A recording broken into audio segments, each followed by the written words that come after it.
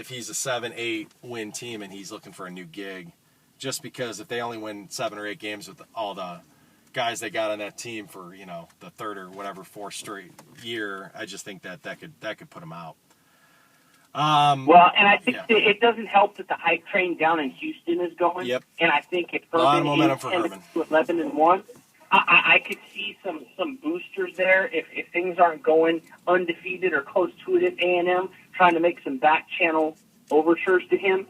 You know, and whether it's because it's in the SEC, it's always the flavor of the month. It's doesn't mean, you know, you could be let go just because you're not the hot coach, even though you may be the better coach. So, I don't know, I think someone's going to have to do something damn near double digits to stay there. Fair or not, I just think that's the way it is. Right, and a fair reminder that Will Muschamp is the South Carolina coach. So, not to be shocked that I'm pretty low on South Carolina this year. I think Coach Boom, a great defensive coordinator, but if he doesn't pick the right offensive coordinator one of these days, I don't know how he's going to sustain as a head coach. And I know he didn't he pick he got the same guy he had at Florida back as offensive coordinator? Yeah. For 1 year, and Kurt Roper was his last year, and I think his numbers were marginally better. But I think, and you see this trend repeatedly, it happened to him at Florida. It's happening to Derek Mason at Vanderbilt. Yep. I think Gary Peterson was wise enough to make the change. A defensive coach that can recruit, but what they do is they build their team to cater around defense. So they want to get in tight. They want to play smash mouth, and they want to try to win 22-15, and it backfires on them every time. To where I'll give Gary Patterson credit. He went out and got Sonny Cumbie and Doug Meacham, and you need to score in the Big 12. And to be a defensive coach, you've got to go get an offensive coordinator guru to even you out. And the ones that adapt and change with that survive, and the ones that don't turn into Will Muschamp. Yeah. And to turn around and go get a guy, and I liked what Kurt Roper did at Duke, but I'm just saying, like, you can't get anybody more dynamic than that at South Carolina, really. Like, both your head coach and your coordinator. I don't know what happened with Rich Rod, whether it was him saying no or them saying no. To me, he was the guy for that job, and the fact that they let him leave Columbia without signing, I thought was crazy. Yeah, I think they really got lucky with Spurrier. Spurrier was I wanted back in the SEC, preferably the SEC East. I didn't want to go somewhere that if I went, everybody that I, loved at Florida would hate me for going to. And that all kind of worked together. And obviously Holtz had been there and kind of said, hey, they're not bad people here. But outside of the Spurrier hire, I mean, South Carolina football has been pretty bad for a long time. And I don't know. I don't see much out of them. But you know who I do see a lot of? At the top of the Sun Belt, you got App State, Georgia Southern, and Ark State. I think the Ark Staters got a shot to go 11-1. I'm a huge fan of them. And I also heard today that Louisiana Lafayette is starting Anthony Jennings, the LSU transfer at quarterback. Oh, really? He won the job. Yeah, so, a good story there with a guy who, instead of sulking and doing that, goes to a mid-major and he's getting to play right away. So, the Raging Cajuns might be a little underrated in my preseason prediction because I was 50-50 from what I'm reading about him getting the job. The Fun Belt's incredible in improving. I'm going to be sad. I know you and me will pour some out if Idaho bolts. Won't be the same without the Kibbe Dome if they get out of there. Petrino is still there, right? It's so I don't even pay attention to them, but I'm pretty sure he's still there, right? He didn't get fired, did he? He is.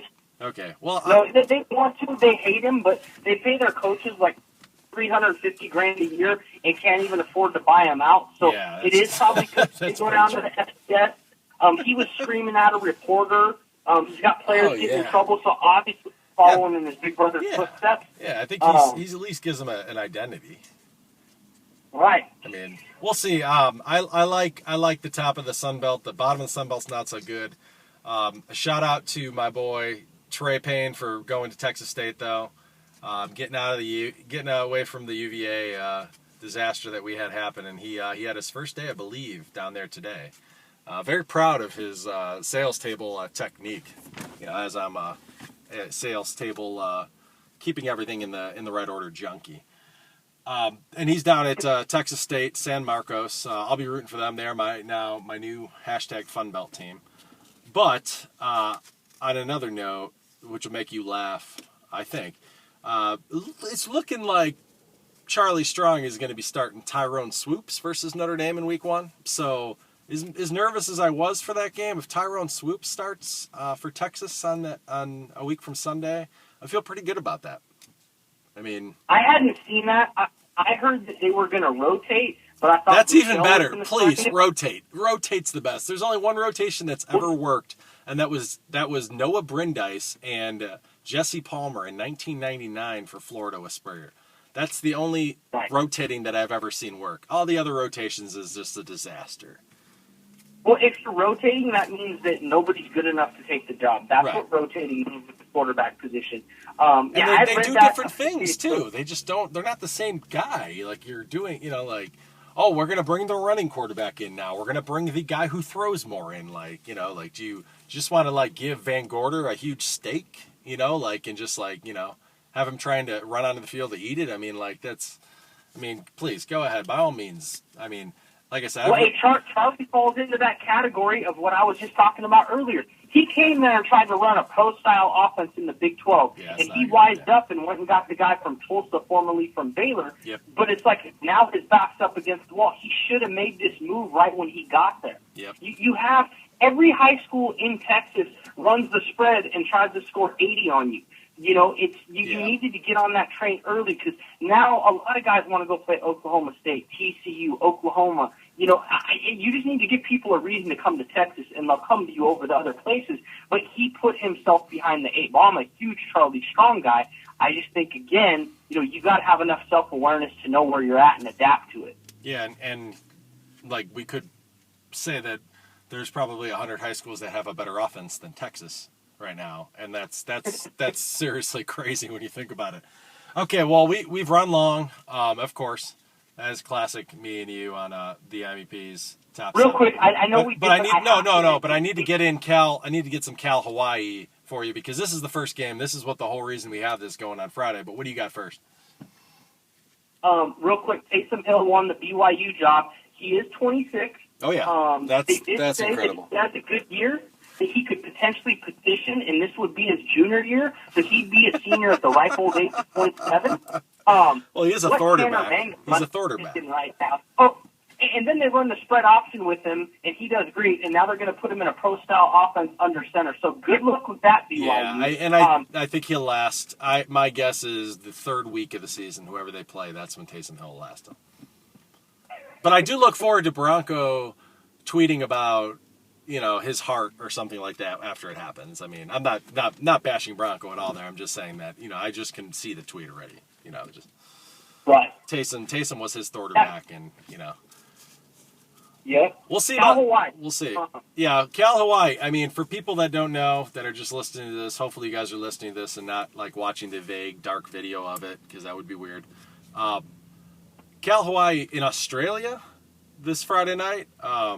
First of all, I don't mind the Australia aspect of it, and I guess the fact is you want to do this the week before to give the kids time to get back to readjust. Why wouldn't they just play this next Wednesday night or something and then just not play in week 1? I think it's weird to start so early, but I mean, I hope that plenty of people watch it. I know the Deniz household will be tuned in as these are two teams. Besides the Aztecs. Yes, but I am facing a dilemma that night because 1 block away from my house, Kent View in Provo, Utah, is coming to play. Oh, yeah, that's right. It has 8 D1 dudes. Helix has 8 D1 dudes, and it's right down the street. My friend that coaches at Madison has a bunch of D1 guys, goes up and plays Vista Murrieta up in the IE, which is only an hour away, and they're ranked 17th in America. So they all start at 7 o'clock. So I'm in a dilemma. The only thing that's making me lean towards staying home and watching the game is I got to get up at 5 a.m. on Saturday to go to work. Yeah. So I think that's what's going to tilt it in the favor of staying home. Okay. I could see you going to the game and DVRing it. As much as you're optimistic about these two teams, I don't think that either team is going to be have the national championship on the line in that week 1 game. So I think you have that. So who do we got for who's our Cal quarterback? I'm a little disappointed that my boy Zach Klein is gone again. But the post Jared Goff, what do we got for quarterback at Cal? David Webb. So that's what I thought. He's the guy from Texas Tech that Mahomes took his job from. Yep. He came over and won the job. He's a big NFL prospect. Yeah. I watched him play when he was at Texas Tech, and he's good, not great. His delivery's a little long. Yep. He's not a fast twitch guy, but I believe he has like 42 touchdowns and 24 picks. Yeah, that's a lot of picks. He's not as good as Goff, but he's not going to be a drop-off where they're scoring 18 points. No. They have Baylor talent at receiver, minus the beating the animals and raping women. They're all just true freshmen and redshirt freshmen. Gotcha. So you got to think they're going to come out and bump their toe a little bit. I think that Hawaii just doesn't have the speed to run with them. No. I say it's going to be anywhere 42-45 to 18, 42-45 to 21 type score. Yeah, I think so too. I think the spread's 20.5, and I like Cal in that for the same reason you just said. I like the transition of the Hawaii program. I like where they're going. They just don't have the dudes, especially on the outside, versus a team like Cal, who the only teams that Cal, as you know, can't either beat or struggle with and barely beat are teams that can score points. And Hawaii's just not going to score enough points. First, Hawaii's going to win a few games this year, but they're probably going to be against teams that like to play a more conservative, less explosive type of offense. And they'll be in those games, but it's going to be hard for them to score 40 points against anybody. And Cal's going to score 40 points against pretty much everybody they play, except for the random, game that they have an off day. So I think you're right on that. It'll be fun to have college football back. I know you're ready.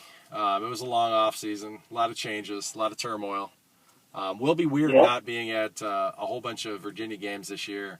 Obviously, no ill will towards any of the players or the program, so to speak. But it does. It will be interesting to see how they look. It will be weird also when you're so engulfed in it for 5 seasons to not actually have to be watching a road game on a Saturday and have it actually affect your livelihood. So that'll be interesting to deal with. I think it's going to be a breath of fresh air for you, having been in your same shoes. Yeah. It's nice to separate your hobby and passion from your occupation sometimes, and I think this is going to be a good year for that. And the best part of the top 7 week 1 MEPs, part A, is there was no political hot takes. I mean, that's we're not big politics guys. A couple other of our friends are huge politics guys who like to spend between 10 and 75 text messages a day, fighting over a lot of the world's problems. You won't get that on this video, and you also will get people who support Incas and Marcos Lemonis. Watch the first episode of the Prophet season tonight. I don't know what the episode's about, but Marcus is back. He's changing lives. Yeah. I wear those damn shoes all the time. So Incas isn't sponsoring us, but we're gonna. I'm very pro Marcus. I'm pro that show. This is a political free zone. I'm glad for that because when I go to bed at night, I wake up to text the next day, and I get up at 5 a.m. and go to work, and there's already a chain starting up that day of them angrily going at each other. And guess what? After all these texts, we're no better for it than when we started, except everybody's pissed off at each other. And it carries over to some awkward conversations, making sure that people aren't actually mad at each other, which I think is my favorite part. But